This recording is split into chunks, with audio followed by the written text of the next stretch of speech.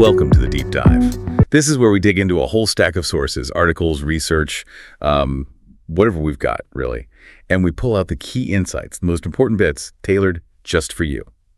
Today, we're diving into Stoicism. Now, this might sound like some, dusty old philosophy class stuff, but actually, it's an ancient way of thinking that feels incredibly relevant for dealing with our, let's face it, often chaotic modern lives.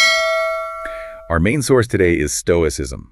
Reprogram your mind for resilience and growth. Exactly. And our mission, what we really want to do today is unpack some practical Stoic techniques. We want to show you how these sort of timeless ideas can help you shift your mindset, find a bit more inner peace, and really boost your emotional resilience. Ultimately, the aim is to give you tools, ways to manage your thoughts and emotions better so you can handle life's challenges with, more confidence and calm. Okay, let's get right into it then. When we say Stoicism, what is that fundamentally? And why are we talking about an ancient philosophy today? Why is it still, applicable? Right. Well, basically, Stoicism is a philosophy all about developing self-control and resilience. Inner strength, really. It's grounded in understanding virtue and wisdom. And its core teaching, I'd say, is that real happiness. It comes from living in line with nature, which means focusing hard on what you can actually control. Your own thoughts, reactions. Precisely. And just as importantly, accepting what you can't control, the external stuff. It's about finding that mental stability even when things outside are, chaotic. Okay. And the source material brings up some really big names who shaped this. People like Marcus Aurelius. The Roman emperor, yeah. His meditations are basically his private journal. Right. And Seneca, the statesman. What kind of insights from them, or just from Stoicism generally, really hit home for, building resilience now? Well, what's so interesting about Aurelius and Seneca is how they lived it. They weren't just academics. Marcus, for example, was constantly reminding himself about what we now call the dichotomy of control. It's that fundamental split. There are things absolutely in your power, your judgments, your intentions, how you choose to respond. And then there's everything else. Health, wealth, other people's opinions. Which is most things, really. Exactly. And just recognizing that distinction, truly internalizing it, that's where the freedom starts. Applying that today, it massively helps with stress. Because you stop wasting energy fighting things you were never going to win anyway. You focus your efforts where they count. Okay, so it starts with understanding that control thing. But the source also makes this really powerful point about our thoughts. That they basically create our emotional reality. Can you break that down a bit? How does that work? How do we actually use that? Yeah, that's a huge piece of it. It's all about perception. How you interpret events is what really shapes your mindset, not the events themselves. The Stoics had this idea, the discipline of assent. It means consciously choosing which impressions or initial thoughts you agree with, which ones you assent to. So, say you have a setback at work. Your first thought might be, I failed. Right, that automatic negative thing. Exactly. But the Stoic approach is to pause and question it. Is this really a failure? Or is it just an outcome I didn't want? What can I control now? My response, what I learned from this. Yeah. You're actively reframing it, seeing it maybe as an opportunity to learn or practice patience or whatever. Same with criticism. Instead of immediately feeling attacked, you could choose to see it as potentially useful feedback. You observe your reaction instead of just being carried away by it. And it sounds like mindfulness is pretty key to actually doing that, to catching those thoughts. The source really highlights that. Oh, absolutely crucial. Being present, being aware of what's actually going through your mind moment to moment. That's what gives you the space, that little gap between the stimulus, like the criticism, and your reaction. It allows you to understand your emotional responses better and then choose how to react, rather than just having that knee-jerk emotional response. It's incredibly empowering for your mental well-being. And building on that, that idea of how we relate to things we can't control, there's this core Stoic concept, amor fati. Amor fati, love of fate. Exactly, love of fate. And it's not about being passive or just giving up. It's more active than that. It's an encouragement to accept and even embrace whatever happens. Seeing adversity not as something terrible to be avoided, but as just part of the journey, maybe even a necessary part. That's a really challenging idea. I mean, Very. Loving the bad stuff. The source mentions Viktor Frankl, the Holocaust survivor. Yes, exactly. His experience is such a powerful, though obviously extreme, example. People like Frankl finding meaning and purpose in the absolute worst circumstances. It shows the power of this mindset. It shows it's possible. It really does. And their stories, they kind of remind us that we can thrive, even through hardship, if we shift how we look at it. If you view obstacles as, say, opportunities for growth, a chance to be more courageous or patient or wise. You actually build resilience through the difficulty. Instead of fighting reality, you work with it. You learn from it, and that shapes you into someone stronger, more capable. It turns challenges into fuel, really. Okay, so embracing the big stuff, amor fati.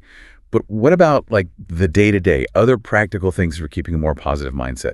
The source mentions gratitude. That's everywhere now. But how do the Stoics see it? Is it just think positive? Good question. For a Stoic, gratitude is a bit different, maybe deeper. It's not just feeling happy about the good things you have. It connects back to that dichotomy of control, health, money, relationships. These are what the Stoics called indifference. Indifference, meaning they don't matter. Not quite don't matter, more like they aren't inherently good or bad in themselves, morally speaking. And crucially, they aren't ultimately in our control. They can be taken away. So Stoic gratitude is about appreciating these things, these preferred indifference, while remembering they're temporary and external. It fosters contentment, yeah, but without cling. It shifts your focus from what you lack to appreciating what's here now, but with a kind of healthy detachment. Okay, that makes sense. Appreciating it, but knowing it's not the source of your core happiness, and it might not last. Exactly. And the source suggests practical things, like you said, keeping a gratitude journal, maybe just listing 3 things each day, or just taking a quiet moment in the morning to reflect on what you do have, even simple things. The mental benefits are pretty well documented now, right? Less stress, better mood. Right. So that detachment piece is interesting. If we appreciate things but aren't attached, what does that mean for how we approach our goals, our efforts versus, the actual results? How do we do that letting go? It sounds hard. It is hard, but it loops right back to that control thing again. The key Stoic principle here is focusing intensely on your actions, your efforts, rather than obsessing over the results. You pour your energy into doing the task virtuously, with integrity, to the best of your ability. That part is in your control, your intention, your effort, your decisions along the way. The final outcome, whether you get the promotion, whether the project succeeds exactly as planned, that depends on a million external factors you don't control. So you focus on the process, not the prize. You got it. And doing that frees you up from so much anxiety about whether things will turn out perfectly. Some techniques. Well, mindfulness helps, again, just noticing feelings of attachment or anxiety about results without judgment. Another one is maybe visualizing different outcomes, including things not going your way, to kind of mentally prepare and reduce the fear. It builds resilience and peace, honestly. You act with confidence, but without that desperate need for a specific result. Okay, so we keep coming back to like what's inside, what's in our control, our thoughts, our reactions, our efforts. And you mentioned mindfulness again. How exactly does mindfulness fit so neatly with Stoicism? It's almost like they were made for each other, really. Mindfulness, just being fully present and aware of your thoughts and feelings without getting swept up in them, is fundamental. It allows you to observe your mind, observe your emotions, almost like you're watching clouds drift by. This creates that space for clarity and control we talked about. You're not trying to empty your mind, just watch it non-judgmentally. Simple ways to practice.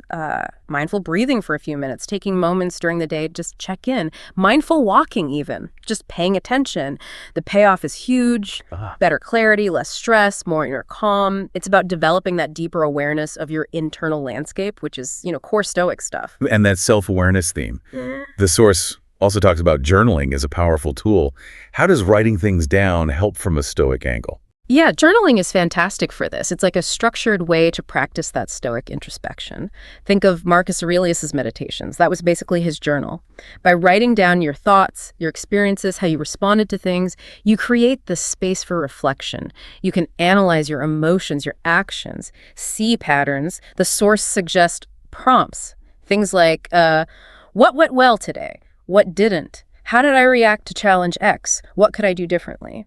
So like a daily review. Exactly. A review of your day through a Stoic lens. It helps you track how well you're actually living according to your principles. And the long-term benefits, definitely better emotional regulation, clearer thinking for decisions, and a stronger sense of purpose because you're actively shaping your character. Okay, makes sense. Now, one last area. We've talked a lot about internal work. Is Stoicism basically a solo journey? Or is there a place for community, for other people and all this? That's a really important question. Well, a lot of the work is internal discipline. The Stoics were actually big on community. They saw humans as inherently social beings.